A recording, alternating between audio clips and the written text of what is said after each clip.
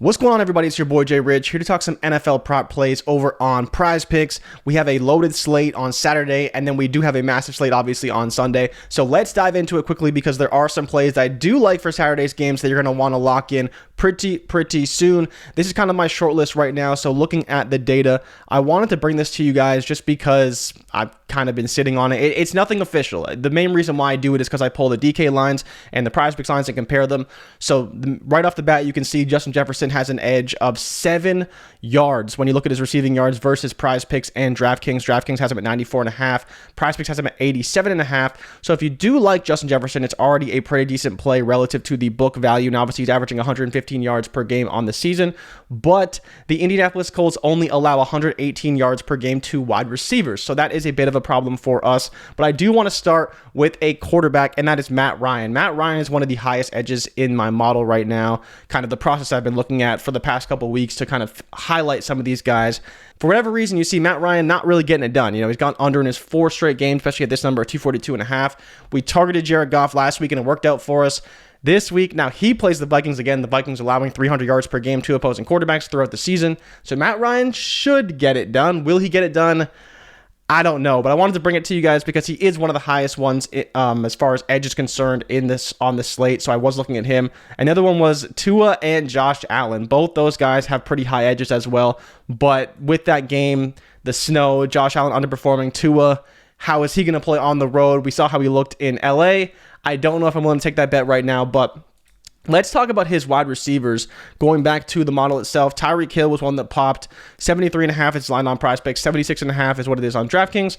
So you are getting a bit of value there. Obviously, Tyreek Hill, one of the best receivers in the league. 112.3 looks pretty good. The matchup is fine. They're heavy underdogs, 7 points. So I do like that perspective. The point spread or the over-under 43. So about league average, which is fine. Doesn't impact anything for me there.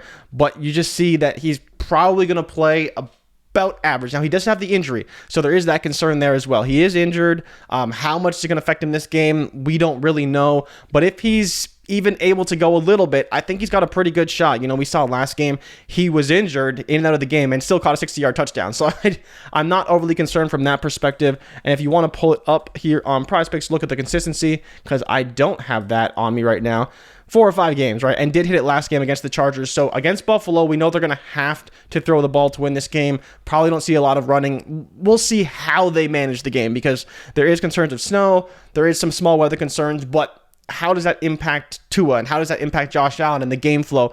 It's never stopped the Bills from throwing the ball before, and I don't know if it will stop the Miami Dolphins from throwing the ball. They may try to run it, but Jeff Wilson got hurt last game. I don't even know if he's going to be active. Mostert, we'll see his status. So there's not even a lot of running backs available for them. So I'm not really sure how they're going to game plan this. I think it's going to have to be a lot of Waddle, who we barely saw last week, and he potentially dealing with some injuries as well, and Tyreek Hill, who got the volume. I believe he had 12 targets, but only caught 4 passes because Tua was a little bit erratic in that last game. So we do need to be mindful of that. I think that's the biggest problem, is that you look at how he's been playing and what his ceiling is. It's massively high for Tyreek Hill. We all know this, but how is Tua going to play, and how do we ultimately want to approach this from a prop perspective?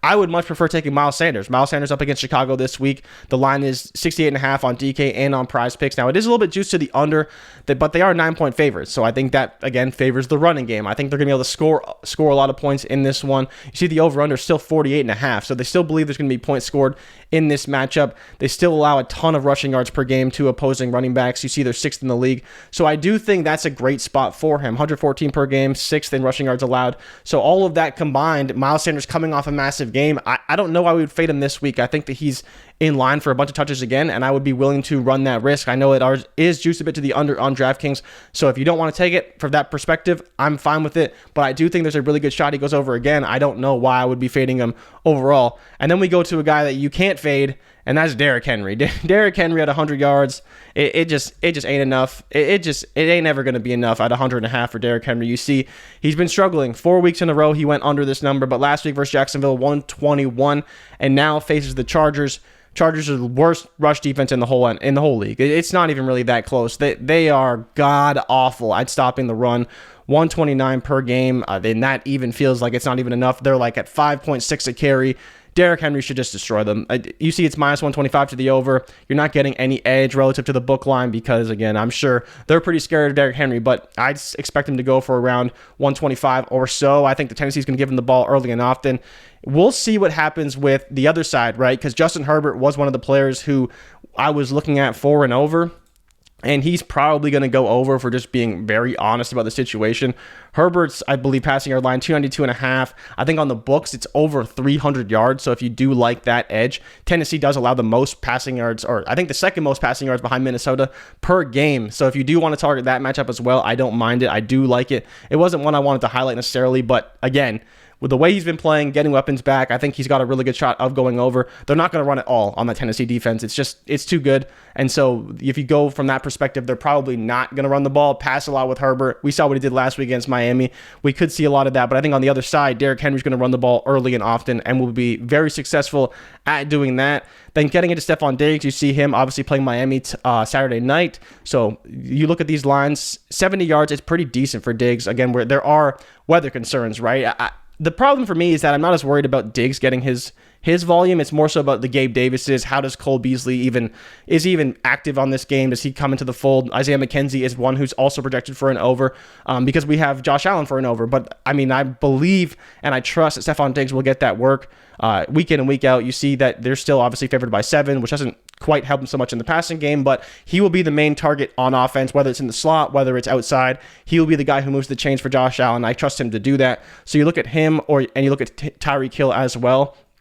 I probably would just trust Diggs in some respect. He's got to get a few less yards, a little less explosive, but again, I at least believe that Josh Allen can get him the ball.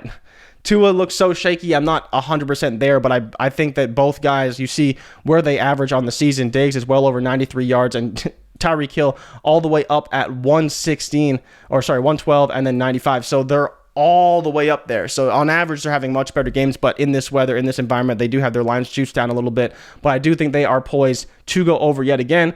Now let's talk about Chris Olave. Chris Olave playing the Atlanta Falcons, one of the worst defenses in the NFL at stopping the pass. 2 opposing wide receivers, 169 yards per game, 6th in the NFL. I do like Olave a lot in this one. Not his first time playing Atlanta, but I do believe he will have a massive game in this one. It's just Olave is a guy who has been playing well all season. You're getting 4 yards of value. You see he's gone over in 4 of his last 5. He's getting around 60 yards every game. I know it's Andy Dalton, and we don't love Andy Dalton, but he has been able to consistently get the ball to Chris Olave, and I think that 56.5 is a very good number. Anything under 60 for me is a great number for Olave, and I would definitely be willing to take it. And as you can see here, the DraftKings Sportsbook line tells us that they believe he's got a much better shot of going over 56.5 because they have his line at 60.5. So they have his line at 60.5, and for me, that's about where I'd put it too. I think that's a great spot. Anything under 60 for Olave has been pretty good. Playing in a dome, right, so no weather concerns there. They are slight favorites. I think that Alvin Kamara gets a ton of work. We had his rushing yards projected for an over. We had his receiving yards projected for an over because Mark Ingram's not going to play, so I think that may funnel some targets towards Olave, take some work away from Kamara because he can't get all the work, but again, it could funnel it to the passing game, and so I do like Olave as well. Let's talk about Justin Jefferson. Obviously, wearing the Vikings jersey. It's not a Jefferson jersey. It's a Percy Harvin one.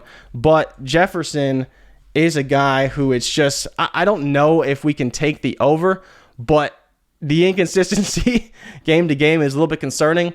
But Jefferson is playing indoors. I understand the matchup, and it's really the only fear for me. You see 118 yards per game, 31st in the NFL for the Indianapolis Colts. So they don't even allow almost as many yards as Jefferson averages per game to opposing wide receivers, not just to stud wide receivers. He will be shadowed by Stephon Gilmore, no doubt. He might see some Kenny Moore in the slot, but we're getting 7 yards of value on PrizePicks, and that's the main reason why I wanted to bring it to you guys today, because even though I'm not 100% certain he gets to 100, getting 7 yards of value is not something that I want to take for granted. And so I think that we should be looking at this number and saying, yeah, we can probably take it. I still really like Derrick Henry. I really like Justin Jefferson. I really like Chris Olave. I think that Tyreek Hill's in play. I think Diggs is in play. And then the last guy I think is in play is Christian Kirk. We're not getting any value here. when we're taking Christian Kirk, because on DraftKings he's only 55.5. So if you're on DraftKings, I think you probably should be looking at an over for Christian Kirk up against the Dallas Cowboys this week. Christian Kirk has been a guy who's been a little bit inconsistent at times. We never know if it's going to be Zay Jones, if it's going to be Christian Kirk, if it's going to be Evan Ingram like it was last week. But 58.5 I think is a pretty decent. Did I bump that number? Let me check that really quickly. No, it's still 58.5. So you see he's been a little bit inconsistent 2 of the last 3 weeks.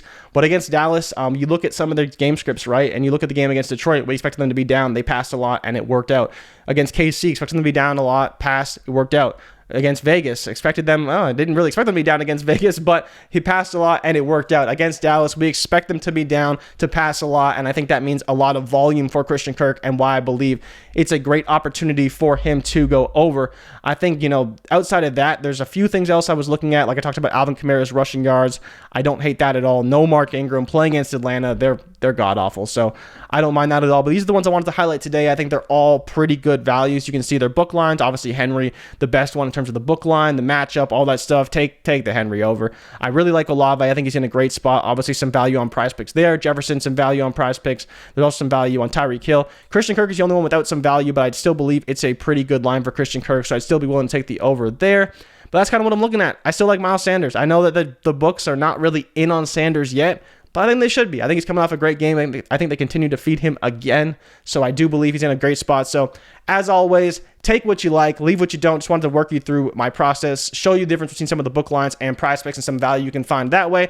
And as always, if you guys tail, give PrizePicks hail. And if we fail, do not bail. In terms of core plays, I would say Henry is a core play. Olave is probably a core play for me. And then Miles Sanders, Christian Kirk. I'll put it in the comments. I'm really in on Henry, really in on Olave. I still like Jefferson for the value on PrizePicks, but I would probably look at other guys as well. Like I talked about Matt Ryan, I still kind of like.